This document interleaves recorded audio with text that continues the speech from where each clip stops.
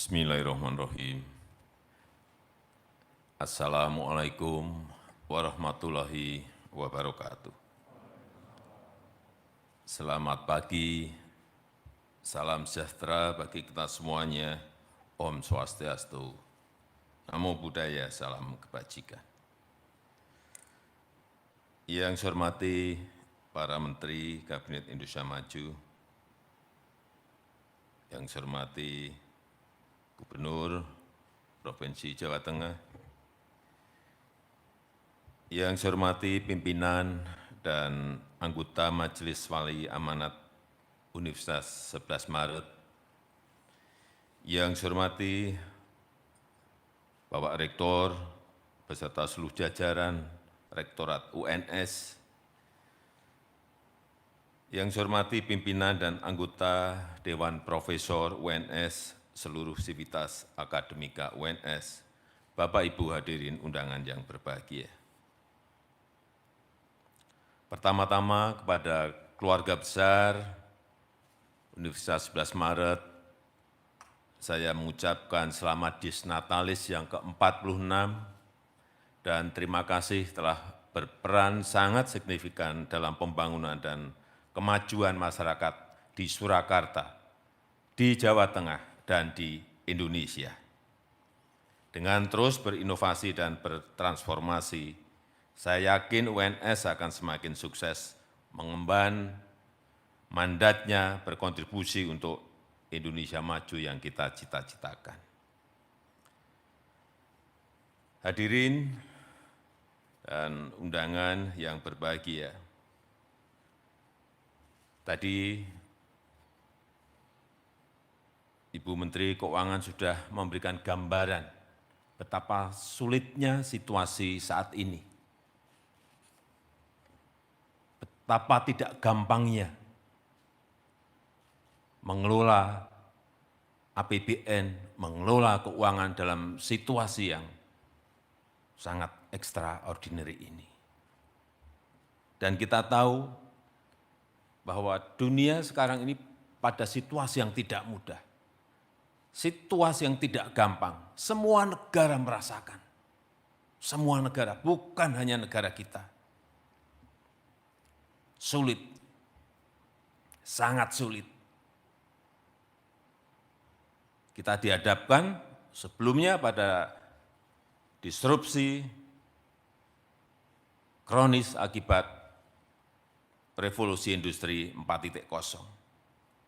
Dan semua negara tergagap-gagap. Dihantam lagi oleh disrupsi akut karena pandemi yang tidak kita duga-duga. Tambah pusing kita semuanya. Semua negara tambah pusing semuanya. Pusingnya belum reda, tambah lagi ada perang. Sudah bertubi-tubi. Betapa sekali lagi pengelolaan tadi yang disampaikan oleh Ibu Menteri Keuangan, betapa sangat sulitnya. Ekonomi betapa sangat sulitnya. Tetapi alhamdulillah kita bisa menjalaninya, mengelola keuangan, mengendalikan COVID dengan baik kalau dibandingkan dengan negara-negara lain. Artinya apa?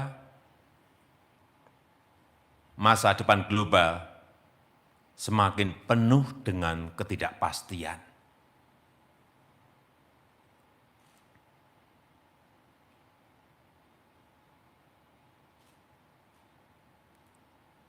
Dua hari yang lalu,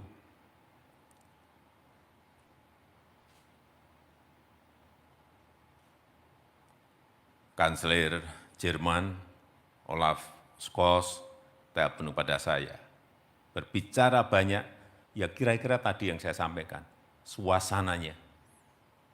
Kemarin telepon lagi siang, juga Perdana Menteri Kishida dari Jepang, menyampaikan hal yang sama. Pandemi yang belum rampung, kemudian ada tambahan perang, sehingga semuanya menjadi sulit diprediksi. Sangat sulit diprediksi. Hal-hal yang dulu tidak kita perkirakan semuanya muncul semuanya. Kelangkaan energi.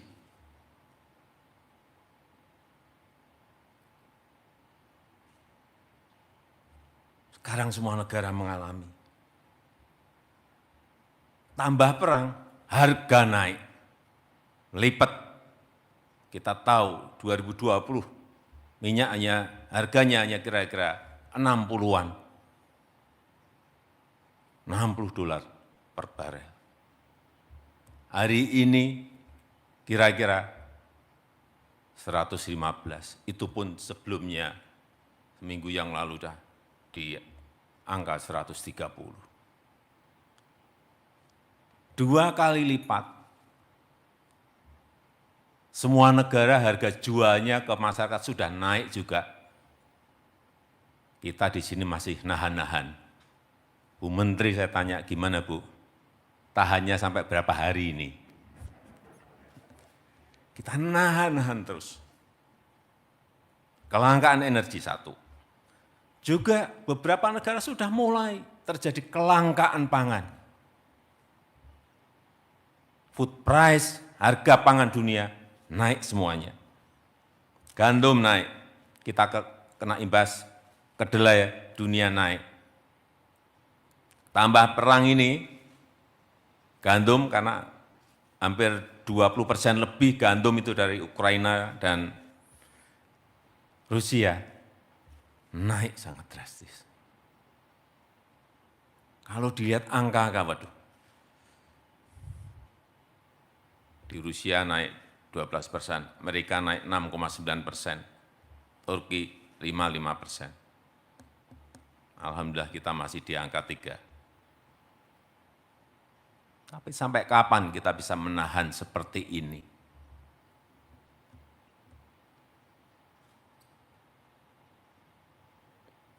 Kelangkaan kontainer. Loh, kalau keadaan normal kontainer itu cari berapapun, gampang banget. Sekarang karena tadi disrupsi tadi menjadi langka. Akhirnya apa? Harga kontainer naik berlipat-lipat.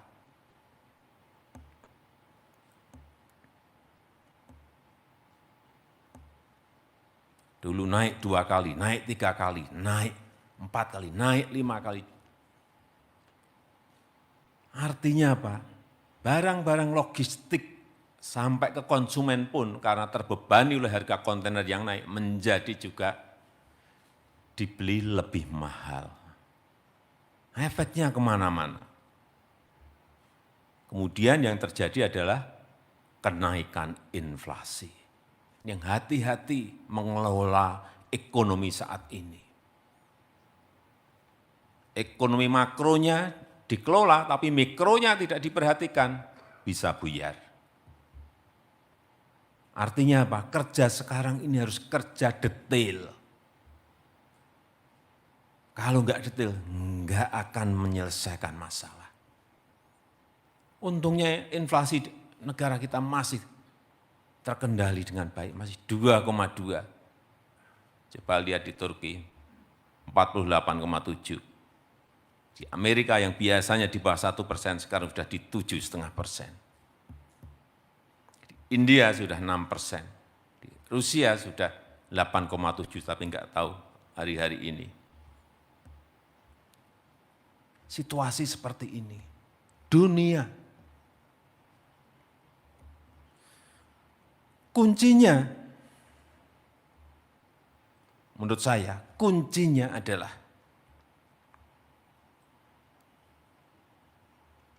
kecepatan berubah. Dan bisa memanfaatkan peluang-peluang yang ada. Ini yang akan kita lakukan.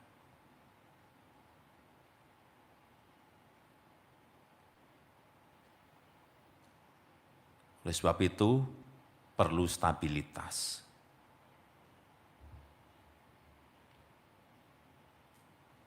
Yang kita lakukan,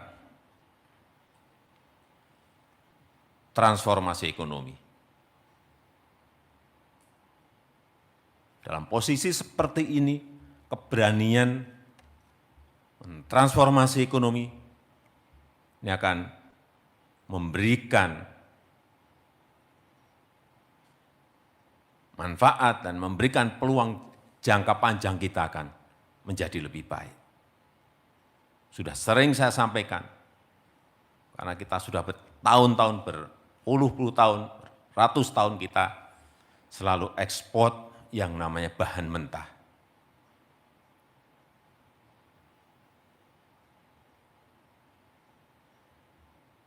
Sejak VOC loh kita ini mengekspor bahan mentah. Sampai sekarang masih kita ekspor bahan mentah. Kita tidak mendapatkan nilai tambah, tidak mendapatkan added value apa. Sejak 2020, sudah saya sampaikan kepada seluruh menteri, satu-satu harus kita stop. Nikel stop. Tidak ada lagi yang namanya ekspor bahan mentah nikel. Raw material enggak ada lagi diekspor. Nikel stop. Apa yang terjadi? 7 tahun yang lalu kita ekspor nikel bahan mentah kira-kira 1 sampai 1,5 miliar US dollar. Berarti kira-kira 15 sampai 20 triliun rupiah. Karena kita stop dan muncul yang namanya industrial downstreaming, hilirisasi, industrialisasi. 2021 kemarin ekspor kita karena sudah dapat setengah jadi dan jadi menjadi 20,8 miliar US dollar. Artinya dari 15 triliun melompat kepada kurang lebih 300 triliun. Baru satu barang yang namanya nikel. Padahal kita memiliki bauksit untuk alumina, tembaga, timah, emas, dan komoditas-komoditas perkebunan dan pertanian. Betapa kalau ini satu persatu kita memiliki keberanian untuk bilang stop, munculnya angka-angka yang tadi saya sampaikan. Membuka lapangan kerja itu yang paling penting. Yang kedua, Bu Menteri Keuangan bisa pungut pajaknya. PPh-nya ambil, PPN-nya ambil lebih gede. Biaya ekspor, NBP, penerimaan negara bukan pajak, dapat semuanya. Tapi begitu kita bilang stop nikel, stop ekspor bahan mentah nikel, ya kita digugat sama Uni Eropa, belum rampung sampai sekarang. Enggak apa-apa, ini belum rampung, saya sudah perintah lagi, bauksit tahun ini stop, biar digugat lagi. Bauksit stop tahun depan, stop lagi tembaga atau timahnya, biar digugat lagi. Enggak apa-apa, digugatin terus. Belum tentu kita kalah, tapi belum tentu juga kita menang. Tapi keberanian itu harus kita lakukan. Kalau kita enggak pernah mencoba, kita enggak akan tahu kita menang atau kalah, kita benar atau enggak benar. Tapi yang ini benar, stop itu benar. Kita tahu karena dari 15 triliun melompat menjadi 300 triliun. Apa yang terjadi kalau ini kita stop semuanya? Investasi di dalam negeri akan naik tinggi sekali.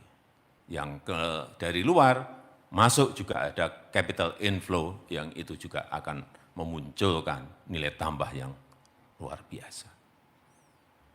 Dan barang-barang seperti lithium baterai, EV baterai, kendaraan listrik, nanti sodium ion, semikonduktor, semuanya akan diproduksi di dalam negeri.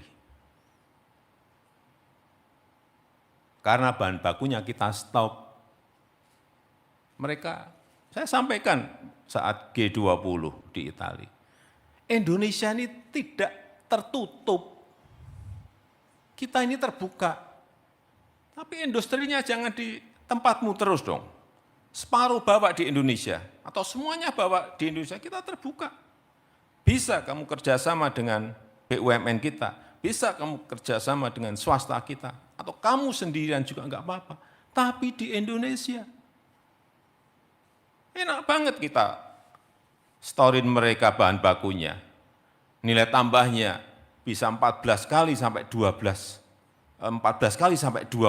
kali lipat dari kalau kita hanya store material. Enak banget. Pajak mereka yang dapat, pembukaan lapangan pekerjaan mereka yang dapat, harus kita dapat apa? Ya, kita ditakut-takuti terus. Tak gugat di WTO, tak gugat di WTO. Gugatlah. Yang kedua, hilirisasi yang kedua, ekonomi hijau. Kekuatan kita ada di sini juga. Sebab itu harus kita bawa ke arah ekonomi hijau, karena kekuatan kita ada di sini. Karena energi hijau kita memiliki potensi yang juga tidak sedikit. Hydropower dari 4.400 sungai yang kita miliki. Geothermal 29.000 megawatt, di mana-mana ada. Angin kita punya, panas matahari kita ada. Arus gelombang bawah laut kita punya, panas permukaan laut kita memiliki.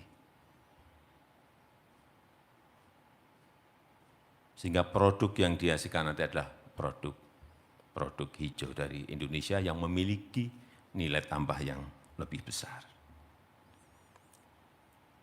Untuk menuju ke sini, apa yang harus kita siapkan? Yang kita ini harus habis-habisan dan secepat-cepatnya melakukan. SDM.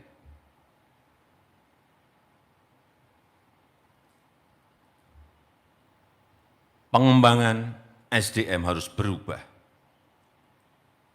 Dan harus cepat berubahnya. Hati-hati, saya ingin mengingatkan kepada UNS. UNS sekarang ini sudah menjadi kapal besar.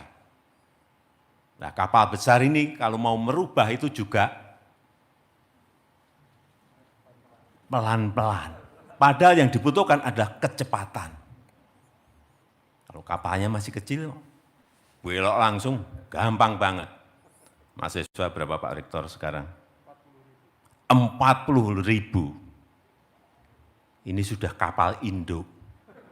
Gede banget, 40.000 itu gede banget.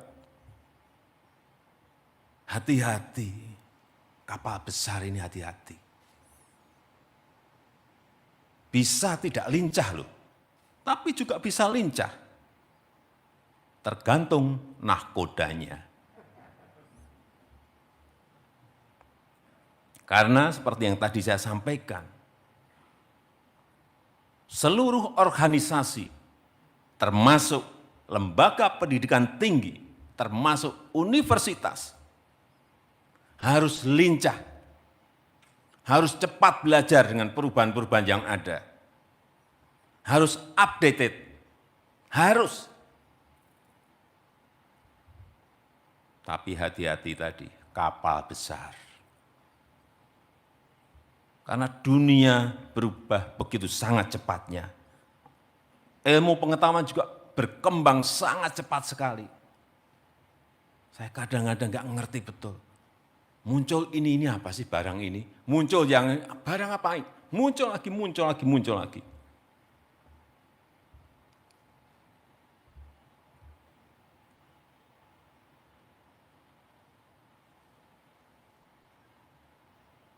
Sekali lagi, ilmu pengetahuan berkembang sangat cepat dan harus diikuti dengan program pendidikan yang dinamis, yang cepat. Risetnya juga harus cepat berubah sesuai dengan tantangan zaman yang ada. Kita ini berkejaran. Saya membayangkan kita ini hanya punya waktu urusan SDM untuk mengejar, itu hanya punya waktu 2 tahun. Kita berani berubah enggak dalam 2 tahun ini? Kalau enggak, nanti di dalam bonus demografi 2030-2035, habis kita kalau kita enggak cepat berubah. Saya sudah berhitung, saya sudah berkalkulasi dengan para menteri kita. Kita hanya punya kesempatan berubah ini 2 tahun ini. Karena muncul bonus demografinya nanti di 2030-2035. SDM digital, digital talent harus. Karena semua sekarang ini kejar-kejaran semua negara ke sini. Digital talent ini penting. AI, cloud computing, digital design, digital marketing, blockchain, semuanya. Barang ini apa? Barang ini harus kita miliki. SDM itu. Sehingga saya sangat setuju yang sering disampaikan oleh Mendikbud, kampus merdeka.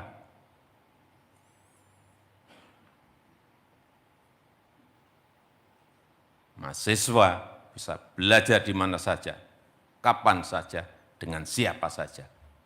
Kampus yang mengarahkan. Saya senang, mahasiswa sekarang bisa belajar di industri 1 semester. Artinya apa? Industri menjadi bagian dari universitas.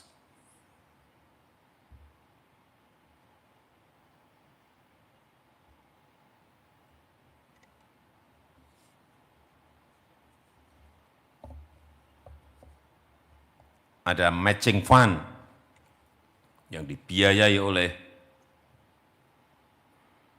kementerian, ada target 10.000 praktisi dari industri yang ditarik ke kampus. Ini nanti akan men-trigger perubahan-perubahan itu.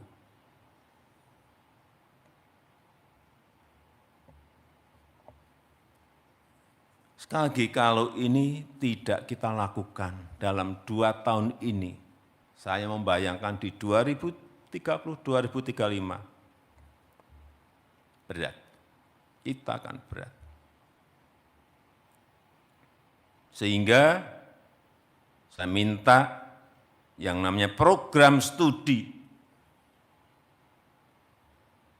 Program studi sekarang ini mungkin hanya relevan 5 tahun loh. Hati-hati dengan kecepatan perubahan zaman seperti ini. Yang sekarang masih banyak yang sudah 20 tahun, 30 tahun enggak berubah.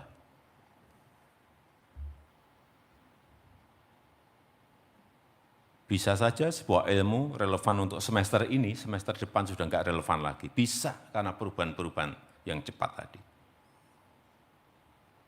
Pembubaran program studi sulit. Sulit. Saya sudah mendengar dari beberapa universitas, sulit. Saya belum mendengar dari UNS. Pembentukan program studi juga sulit. Padahal setahu saya kewenangannya sudah didelegasikan kepada perguruan tinggi BUMN. Betul Pak Rektor? Sudah didelegasikan loh. Jangan nyala-nyalain lagi kementerian.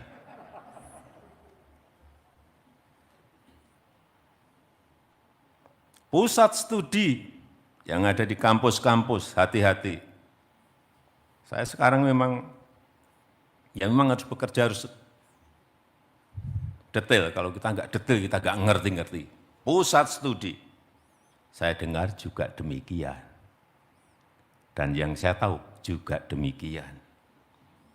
Yang lama tidak dibubarkan, yang sudah jadul tidak dibubarkan, yang baru juga enggak dibentuk.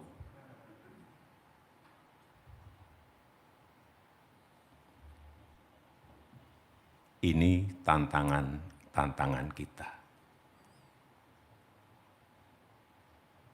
dalam rangka SDM, menyiapkan SDM Indonesia. Saya rasa itu yang bisa saya sampaikan pada kesempatan yang baik ini. Sekali lagi, selamat Dies Natalis ke-46. Terima kasih, saya tutup. Wassalamualaikum warahmatullahi wabarakatuh.